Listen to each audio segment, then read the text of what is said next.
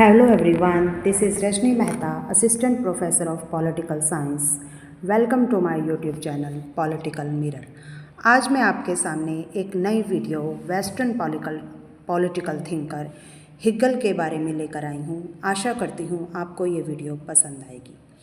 आज हम अध्ययन करेंगे हिगल की द्वंद्ववाद पद्धति, जो कि बहुत ही महत्वपूर्ण पद्धति है और जिसे यूनानियों ने बहुत ही प्राचीन काल से अपना रखा था और कार्ल मार्क्स ने भी इस पद्धति को अपनाया। लेकिन कार्ल मार्क्स और हिगल की द्वंद्ववाद पद्धति में थोड़ा सा अंतर है, क्योंकि कार्ल मार्क्स द्वंद्ववाद के साथ भौतिकवाद यानी कि डायलैक्टिक मैटेरियलिज्म को अपनाते हैं, लेकिन हिगल द्वंद्ववाद में विचार या विवेक या कॉन्शियस को महत्व देते हैं। तो हिगल की द्वंद्ववाद पद्धति क्या है, इसका आज हम अध्ययन करते हैं। हिगल के अनुसार मानवीय सभ्यता का विकास कभी एक सीधी रेखा में नहीं होता। जिस प्रकार प्रचंड तूफान की थपेड़े खाता हुआ एक जहाज अपना मार्ग बनाता है, उसी प्रकार मानवीय सभ्यता भी टेढ़े मेढ़े रास्तों से होती हुई आगे बढ़ती है। हिगल का मानना है कि कोई भी इतिहास, चाहे वो आज हो रहा है या फिर कभी इतिहास में हुआ, वो कभी सीधा नहीं होता, बल्कि संघर्ष के थपेड़े खाता हुआ व्यक्ति, सभ्यता अपने मार्ग पर अग्रसर होती है। उसी तरह से राज्य के बारे में वो बताते हैं कि राज्य भी एक जड़ वस्तु नहीं है, बल्कि एक विकसित संस्था है। इसका अध्ययन भी विकासवादी दृष्टिकोण के आधार पर किया जाता है। विकास की इस प्रक्रिया में निम्न कोटि की वस्तुएं उच्च कोटि की वस्तुओं में विकसित होकर पूर्णता प्राप्त करती हैं, यानी कि प्रारंभ में कोई भी वस्तु निम्न कोटि की होती है, फिर वो धीरे धीरे विकास करते हुए उच्च कोटि की ओर होकर पूर्णता को प्राप्त करती है। सर्वप्रथम यूनानी लोगों ने विचार विमर्श की पद्धति में द्वंद्वात्मक प्रणाली को अपनाया था। इस प्रणाली के आधार पर वे सत्य को प्राप्त करना चाहते थे।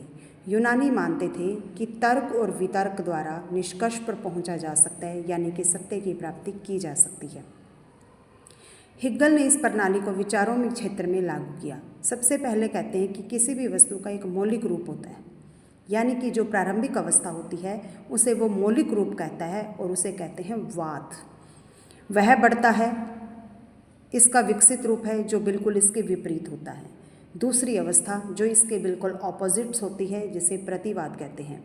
फिर वाद और प्रतिवाद दोनों विपरीत होकर आगे बढ़ते हैं और दोनों के मिलन से, दोनों के गुणों से एक नई वस्तु बनती है, जिसे संवाद कहते हैं।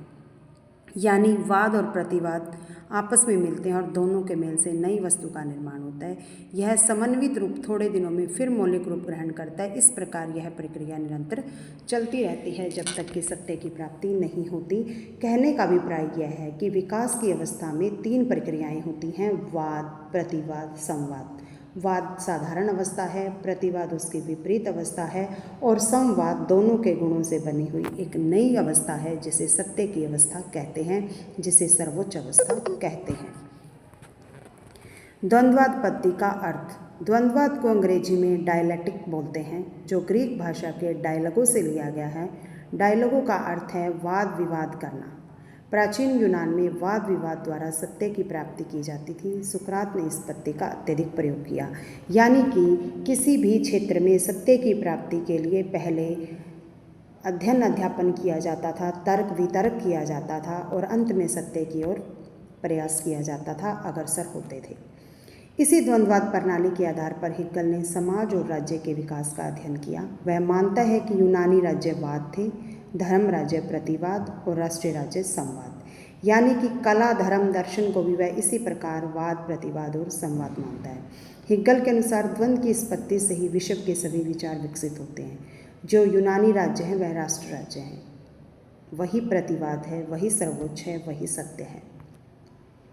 द्वंद्ववाद की विशेषताएं। द्वंद्ववाद की पहली विशेषता है उसका स्वतः प्रेरित होना, निरंतर विकसित होती रहती है। आगे बढ़ने के लिए किसी बाह्य शक्ति की प्रेरणा नहीं लेनी पड़ती। वह विश्व आत्मा में समय निहित है। आत्मा में सत्य विरोधी प्रवृत्ति रहती है। संघर्ष के परिणाम स्वरूप यह आगे की ओर अग्रसर होती रहती है, यानी कि इसे किसी बाहरी शक्ति से नहीं चलाया जाता, अंतर विरोध से। 2 वस्तुओं में आपस में विरोध चलता है और यह स्वतः प्रेरित होती है और आगे की ओर बढ़ती है।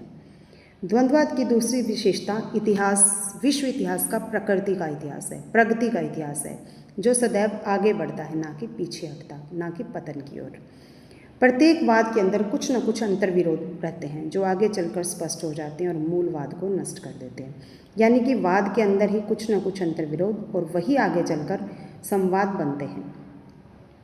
वाद प्रतिवाद के योग से जिस संवाद का निर्माण होता है वह इन वाद प्रतिवाद दोनों से ही ऊंचा होता है, सत्य होता है, सर्वोच्च होता है। द्वंद्वादी प्रक्रिया में विश्व में घटने वाली प्रत्येक घटना विवेकपूर्ण होती है।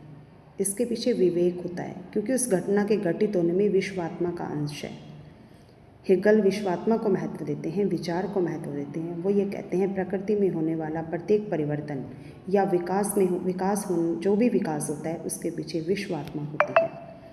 जो व्यक्ति या राज्य विश्व में संघर्ष सफलताएं प्राप्त करते हैं उनमें विश्वात्मा की अभिव्यक्ति होती है। यानी कोई भी विकास हुआ उसमें विश्वात्मा का सहयोग है। द्वंद्वाद की प्रक्रिया के उदाहरण। हेगल ने द्वंद्वादी पद्धति को और भी अच्छे से समझने के लिए कुछ उदाहरण दिए हैं। जैसा कि उनका मानना है जीवन के इसे प्रत्येक क्षेत्र में लागू किया जाता है। उन्होंने कई उदाहरण दिए हैं। जैसे अंडा जो बनता है वो 3 प्रक्रियाओं से बनता है। जो सबसे पहली अवस्था है वो जर्म है, जिसे हम वाद बोलते हैं।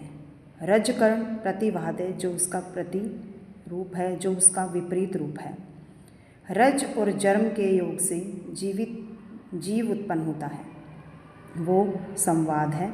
इसी प्रकार गेहूं के दाने को खेत में बोना वाद है। भूमि में दाने का रूपांतरित होकर अंकुर बनना प्रतिवाद है और अंकुर होने के बाद पौधा बन जाना संवाद है, जो कि सत्य है, सर्वोच्च है। Thank you very much.